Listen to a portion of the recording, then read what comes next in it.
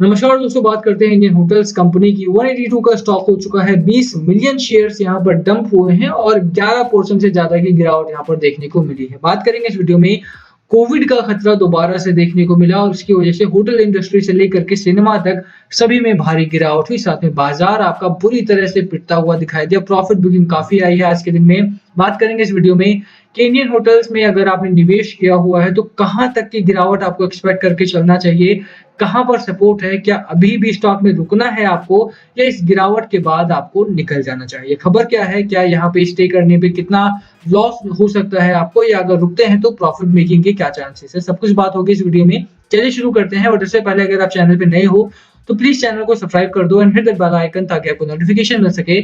चलिए स्टार्ट करते हैं। सबसे पहले यहाँ पर बात करें बाजार की, तो बाजार में आज हुई है भारी गिरावट।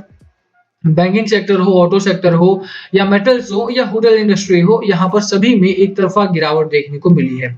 अगर निफ्टी 50 के भी 50 स्टॉक्स को देखोगे तो 46 are in declines and 4 are in advances, और जो 4 स्टॉक्स एडवांसेस में हैं उनमें भी 3 फार्मा सेक्टर के हैं। सिप्ला, डॉक्टर रेड्डी, डिवीज लैब हो गया हमारा, ये तीनों ही फार्मा सेक्टर से जुड़ी हुई हैं। नेस्ले अगर ये बात करें कंज्यूमर सेक्टर में, हालांकि अगर लॉकडाउन जैसी सिचुएशन होती है तो कंज्यूमर सेक्टर थोड़ा सा एफएमसीजी बढ़ता हुआ दिखाई देता है। अभी की बात करें तो अभी कोविड को लेकर के कुछ बड़ी अपडेट यहाँ पे नहीं आई है। हालांकि खबर की देखेंगे, अगर आप खबरों को बात करें तो खबर काफी कंफ्यूज्ड है, मैं बोलूंगा यहाँ पे। अगर आप खबरों में देखेंगे तो ऐसा नहीं है कि अभी तक साउथ अफ्रीका में कोई बहुत ज्यादा लोग बीमार पड़े हैं इस नए वेरिएंट से। पढ़ते हैं हम इसे। Indian stock market fell sharply today in tandem with a similar sell off in other Asian market over fears of a new South Africa COVID variant that could be more infectious than Delta। अच्छा, एक चीज मैं आपको सबसे पहले inform कर दूं इस खबर से भी पहले कि अगर आपको ध्यान हो तो महंगाई काफी तेजी से बढ़ रही है। और महंगाई कब बढ़ती है? जब लोगों के हाथ में पैसा बहुत ज्यादा पहुंच जाता है, ठीक है। और ऐसा ही हुआ यहाँ पर भी। जब भारतीय बाजारों में काफी बड़ा पैसा आया, एफआईआई अमेरिकी बाजारों में पैसा छपा और वहां पे लोगों के हाथ में पैसा आया, वहां से लोगों ने भारतीय बाजारों में पैसा डालना शुरू किया, इन्वेस्टमेंट करना स्टार्ट किया। इंडियन मार्केट में भी ऐसा हुआ।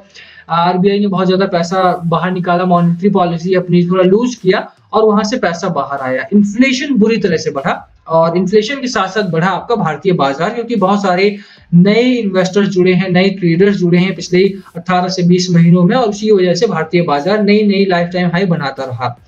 प्रॉब्लम कहां पर है? प्रॉब्लम तब आई जब आरबीआई ने वार्निंग इशू कर दिया। अभी इस खबर को आप याद रखना, ठीक है। इस खबर के साथ ही अपन पढ़ते हैं इस खबर को। तो अभी पूरे एशियन मार्केट में गिरावट हुई। क्यों गिरावट हुई? उसका एक बड़ा कारण है साउथ अफ्रीका कोविड वेरिएंट, ठीक है। ये बताया गया है कि साउथ अफ्रीका में कोविड वेरिएंट आया है, उसकी वजह से गिरावट हुई है। अब वर्ड टू वर्ड को थोड़ा ध्यान देना इस समय पे। That could be more infectious than Delta, जो कि शायद ये हो सकता है कि इससे ज्यादा डेल्टा वेरिएंट से ज्यादा खतरनाक हो सकता है। अब डेल्टा वेरिएंट अगर आपको याद हो तो डेल्टा वेरिएंट वही है जिसके 7 केसेस आपके केरला में मिले थे और 3 केसेस आपको मिले थे असम में।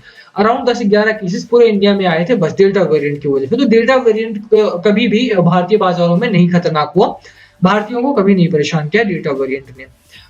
शायद हो सकता है कि हम काफी वैक्सीनेट हो चुके हैं इस वजह से, चाहे हमारी हर्ड इम्यूनिटी बिल्डअप हो चुकी है इस वजह से, बट डेल्टा वेरिएंट इंडिया में काफी लूज टर्म्स में रहा और इसकी वजह से कोई परेशानी देखने को नहीं मिली है। अब इससे ज्यादा खतरनाक हो सकता है, अभी तक हुआ नहीं, साबित नहीं हुआ है। डेल्टा वेरिएंट जब आया था तो बताया गया था कि ये प्रीवियस वाले कोविड से ज्यादा खतरनाक है, बट इस केस में जो नया वेरिएंट मिला है इसको शायद बताया जा रहा है। आगे बढ़ते हैं। The news of the new COVID variant has hammered confidence। Confidence बुरी तरह से हैमर हुआ है इन इक्विटी मार्केट, जो कि पहले से ही because of the tightening monetary policy Federal Reserve ने जो लगाई थी उसकी वजह से ट्रेडर्स काफी प्रेशर में थे। और क्यों लगाया गया था टाइटनिंग मॉनेटरी पॉलिसी? क्योंकि इन्फ्लेशन को कम करना था। इन्फ्लेशन काफी बुरी तरह से बढ़ रहा था। अभी भी अगर आप देखोगे तो फूड आइटम्स के दाम बहुत तेजी से बढ़े हैं, पेट्रोलियम प्रोडक्ट के दाम बहुत तेजी से बढ़े हैं। बाकी अगर आप नॉर्मल चीजों के भी दाम देखोगे, चाहे आप WPI देखो या CPI इंडेक्स देखोगे, वहां पर काफी तेजी देखने को मिली है। तो ओवरऑल खबरों में अगर आप देखोगे तो इन्फ्लेशन बढ़ा, लोगों के हाथ में पैसा आया, भारतीय बाजार तेजी से बढ़े, आरबीआई की वार्निंग आती है और वार्निंग के बाद जैसे ही जेरोम पवेल साहब अमेरिका में दोबारा से फेड के चेयरमैन चुने जाते हैं, पिछले 5 दिनों में एफआईआई ने 18,000 करोड़ का माल डंप कर दिया है। और अभी नई खबर आ चुकी है आपके सामने कि कोविड आया है, जो कि शायद डेल्टा वेरिएंट से ज्यादा खतरनाक शायद हो सकता है। आगे बढ़ो आप कि अभी भी कुछ खास पक्का नहीं है। Tail risk was melting away into the background. Scientist in South Africa के साइंटिस्ट ने डिस्कवर किया है ये have discovered a new covid variant. तो ऐसा नहीं कि साउथ अफ्रीका में बुरी तरह से फैल गया हो और लोग मर रहे हो या लोग बीमार पड़ रहे हो, नहीं। किसी एक के अंदर में आया और साइंटिस्ट ने उसको सर्च किया, रिसर्च किया उसके ऊपर और फाउंड किया कि नहीं यार ये अलग है कुछ, ठीक है। Which could potentially be more transmissible. अब यहाँ पे कुड का प्रयोग बार-बार किया जा रहा है, आप ध्यान देंगे कि जो कि शायद हो सकता है कि ये ज़्यादा ट्रांसमिसिबल हो। While the impact on human life is not yet established. अभी तक ह्यूमन लाइफ पर इसका क्या इम्पैक्ट पड़ेगा वो पता भी नहीं है किसी को। माने कि जीरो रिसर्च की गई है इसके ऊपर कि ह्यूमन लाइफ के ऊपर क्या असर पड़ने वाला है, और उसके बावजूद भी इसकी वजह से काफी डर का माहौल साबित कर दिया गया है। तो आप सोचो कि अभी तक इस वेरिएंट का ह्यूमन लाइफ पर क्या असर पड़ेगा वो नहीं पता है। आपको ये नहीं पता है कि क्या ये ज्यादा ट्रांसमिसिबल है या नहीं, आपको ये नहीं पता है कि ज्यादा इन्फेक्शियस है या नहीं, फिर भी इसका आप एक न्यूज बना के पेश करते हो कि इसकी वजह से गिरावट हुई। नहीं, इसकी वजह से गिरावट नहीं हुई है। गिरावट हुई क्योंकि भारतीय बाजारों में इन्फ्लेशन काफी बुरी तरह से बढ़ गया था। अभी एफआईआई जो है वो बुरी तरह से अक्टूबर के मंथ में उन्होंने 28,000 करोड़ का पूरा माल बेचा।